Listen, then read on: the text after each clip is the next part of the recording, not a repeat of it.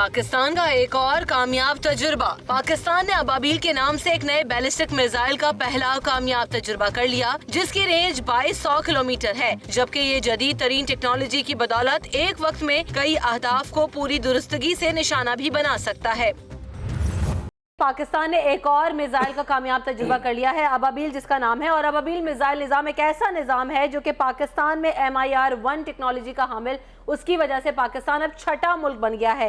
तो इसकी क्या जरूरत थी, इस पर भी बात करेंगे। और अब पाकिस्तान ने एक और मिसाइल के तजुर्बे के बाद, क्योंकि इससे पहले हमने देखा कि बाबर 3 का कामयाब तजुर्बा किया था पाकिस्तान ने 9 जनवरी 2017 में ही। तो एक के बाद एक तजुर्बा पाकिस्तान करे। अंजुम साहब, इससे पहले भी हमने देखा था कि भारत की जानिब से बड़ा उसकी आंखों में खटका भी था। तो पाकिस्तान को इस मिसाइल की बड़ी जरूरत थी।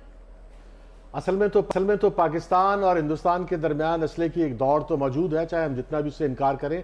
और ये जो बॉम्ब है, ये जो मिसाइल है, ये इस बात की अलामत है कि हिंदुस्तान ने कुछ अर्सा पहले ऐलान किया था कि वो डिफेंस शील्ड रखते हैं कि अगर पाकिस्तान का कोई भी मिसाइल हिंदुस्तान की हदूद में दाखिल होगा तो वो उनका रडार उसको पकड़ के, उसको कैच करके, उसको ढूंढ के जो है उसे फिजा में ही डिस्ट्रॉय कर देगा। और ये उसका जवाब है जो हिंदुस्तान ने एक डिफेंस शील्ड तैयार की थी हिंदुस्तान के लिए। तो ये जो अबाबील मिसाइल है, ये 2200 किलोमीटर तक मार कर सकेगा और इसको हिंदुस्तान का कोई रडार पकड़ भी नहीं सकता।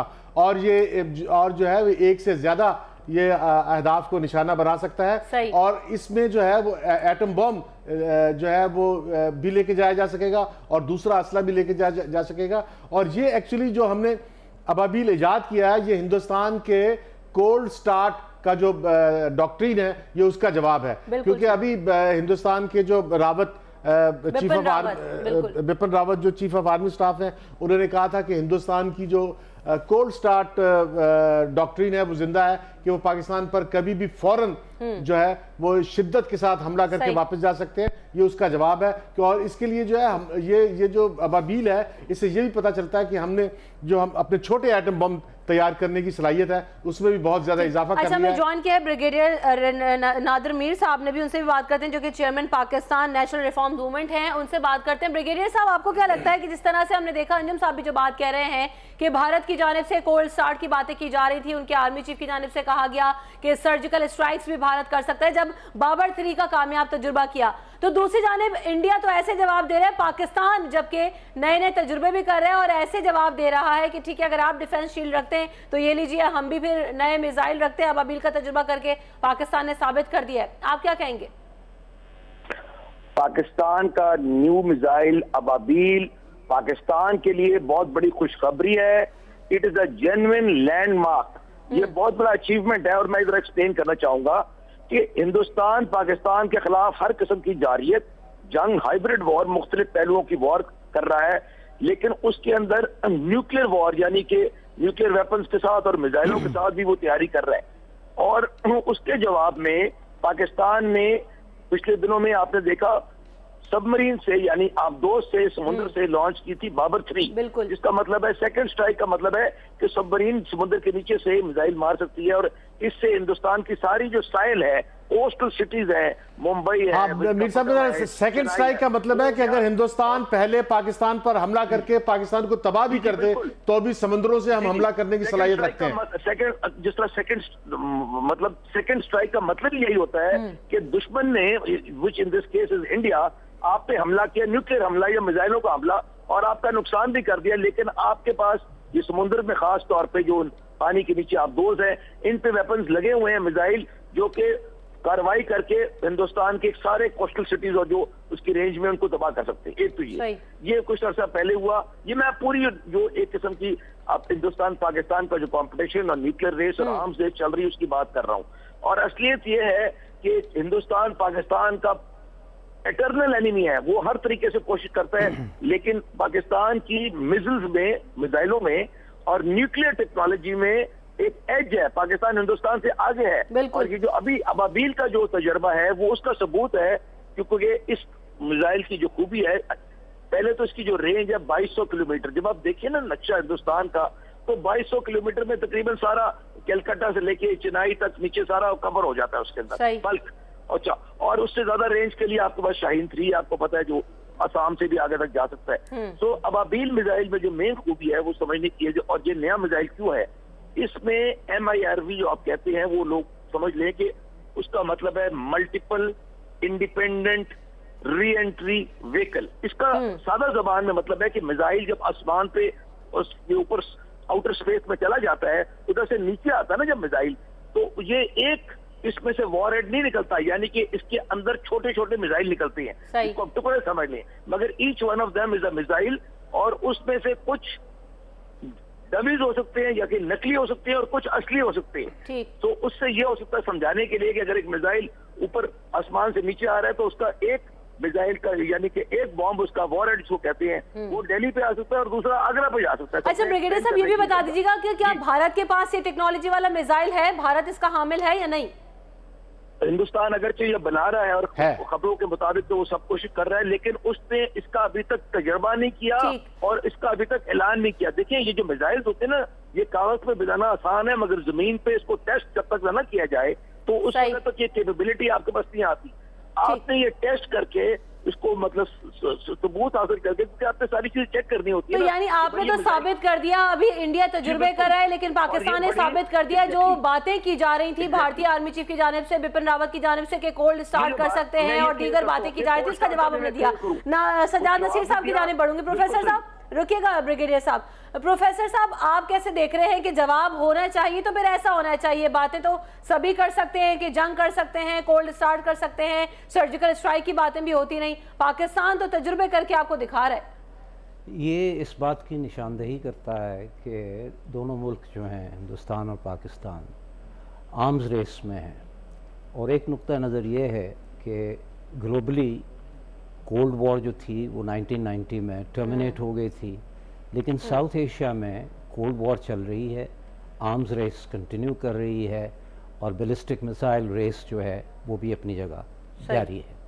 अगर हम कुछ सीखना चाहें सुपर पावर्स के आर्म्स रेस के पीरियड में, तो आप ये देखेंगे कि 1965 में सोवियत यूनियन ने न्यूक्लियर पैरिटी हासिल कर ली थी अमेरिका के साथ, और उसके बाद 1968 में फिर एग्रीमेंट हुए और आर्म्स रेस को डिसआर्मामेंट में तब्दील कर दिया गया, क्योंकि इकोनॉमिकली वायबल नहीं था। तो इसलिए देखने वाली बात यह है कि हिंदुस्तान और पाकिस्तान जो कि तरक्की पजीर ममालिक हैं, जहाँ गुर्बत 50 और 60% की रेशो से मौजूद है, तो क्या ये मुतहम्मिल हो सकते हैं इस बात के कि ये आर्म्स रेस में आएँ और इस गुर्बत को जिसमें कि ये डूबा हुआ है सब कॉन्टिनेंट, अच्छा उसको एड्रेस ना करें? तो अब देखने वाली बात यह है कि हिंदुस्तान जो है वो एक कॉन्टिनेंटल साइज स्टेट है जिसकी अपनी साइज़ के हवाले से एम्बिशन है, और वो ये कहता है कि हमारा जो न्यूक्लियर प्रोग्राम है वो पाकिस्तान सेंट्रिक नहीं है बल्कि चाइना के ख़िलाफ़ भी है। पाकिस्तान कहता है हमारा इंडिया सेंट्रिक है। लेकिन देखना ये चाहिए कि अब वक्त बदल गया है।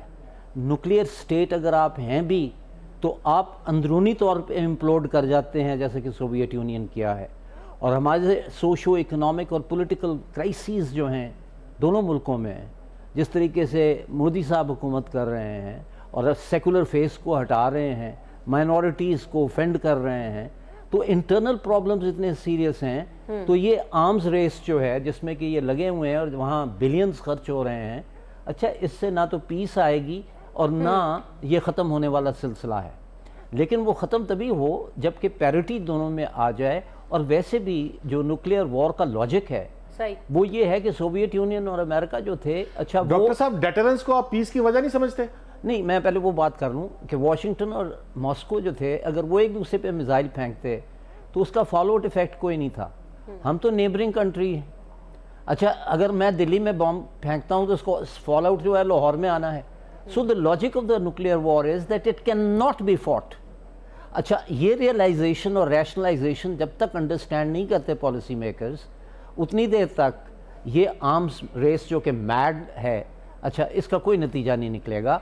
اور جہاں تک آپ جو کہہ رہے تھے کہ ڈیٹرنس ہے، لیکن پروفیسر صاحب یہاں پر ایک اور بات، بریک لیتے ہیں، بریک کے بعد جب واپس آئیں گے تو بریگیڈیئر صاحب سے بھی جاننے کی کوشش کروں گی اور آپ سے بھی کہ آخر کار اگر یہ تجربے نہ کیے جائیں دونوں ممالک کی جانب سے تو پھر ایک کمزور اسٹیٹ سمجھا جاتا ہے، ایسا کیا وجہ ہے اور پھر ریزنز اس کے کیا ہو سکتے ہیں، اس پر بھی بات ہوگی آفٹر دس بریک، ہمارے ساتھ رہیے گا۔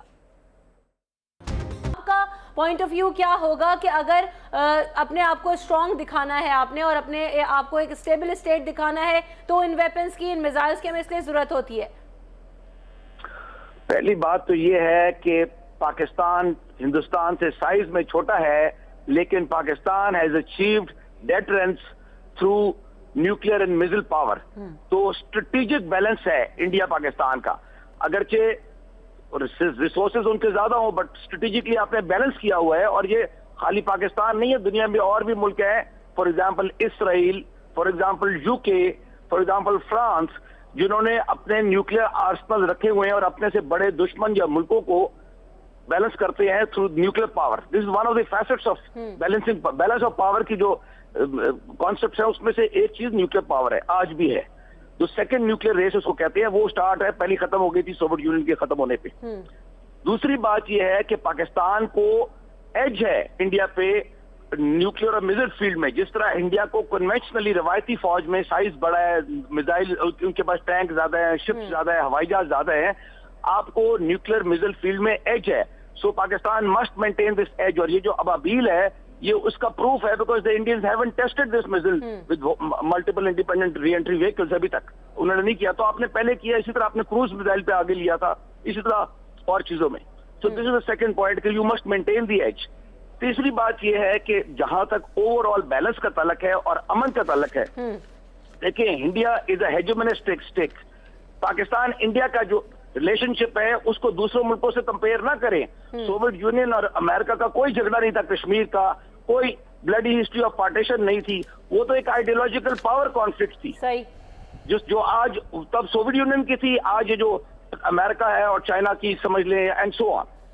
سو انڈیا جب تک کشمیر سے فوج نہیں نکالتا اور پاکستان کو تھریٹ نہیں ختم کرتا تو آپ کے ساتھ جنگ کا تھریٹ رہے گا، اور یہ جو اس کے انڈین آرمی چیف نے کولڈ سٹارٹ کو پبلک کر دیا ہے، پہلے تو چھپ کے کہتے تھے، اب اوپنلی کہہ دیا ہے، تو یعنی ڈیفینس اپنا شو کرنے کے لیے دونوں ممالک کے لیے ضرورت بھی، اور پاکستان جو ہے اس میں اسٹیپ فارورڈ کرتا ہے۔ بالکل اگلی سٹوری کی جانب ہمیں بڑھنا ہے، ایک شارٹ کمنٹ جو ہے وہ پروفیسر صاحب سے لے لیتے ہیں۔ جی پروفیسر صاحب شارٹ کمنٹ دے تاکہ اگلی سٹوری پہ میری گزارش یہ ہے کہ جو اسٹریٹجک سٹیبلٹی آئی ہے ساؤتھ ایشیا میں، وہ آئی ہے جب دونوں نیوکلیئر اسٹیٹ ہو گئے، اس نے کنونشنل وار جو تھی اس کو رول آؤٹ کر دیا، اور جیسے کارگل ہوا تو انڈیا نے انٹرنیشنل بارڈر کراس نہیں کیا، that is the evidence of that.